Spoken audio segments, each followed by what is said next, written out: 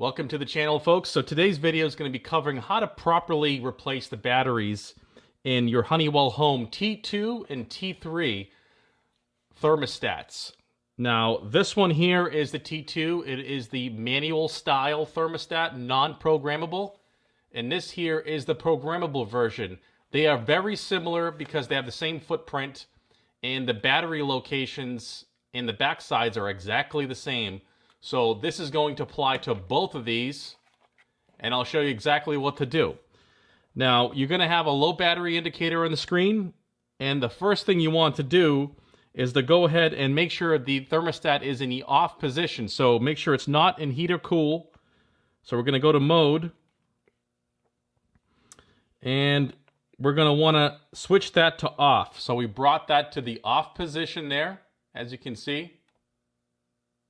You do not want it in heat or cool when you do this. You want to turn the thermostat off always. Then you want to go ahead and remove the thermostat from your wall. This might have a backing plate that's attached to your wall, and this piece might come with it, go along with it. So when you pull it straight off the wall, you're going to expose this backside. And there you have two AA batteries, as you can see. So we're going to remove the batteries. And I want to talk about something else that it's very important.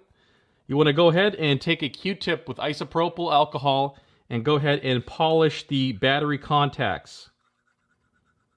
Okay, because there will be corrosion that can develop on these, and it will affect the battery life, the lifespan on the batteries, and you might go through batteries quickly. So go ahead and polish out those contacts. Make sure they're nice and good and shiny like that. And then you can go ahead and reinstall a fresh set of batteries.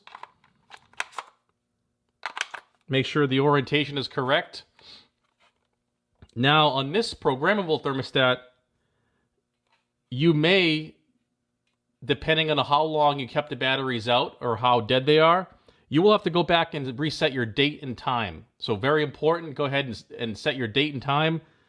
But since I put the batteries in right away, I did not have to do that. But it's always good to double check your date and time and make sure that's the current and proper date and time. And that's going to be it, guys. I really hope you enjoyed the video, and I'll see you in the next one.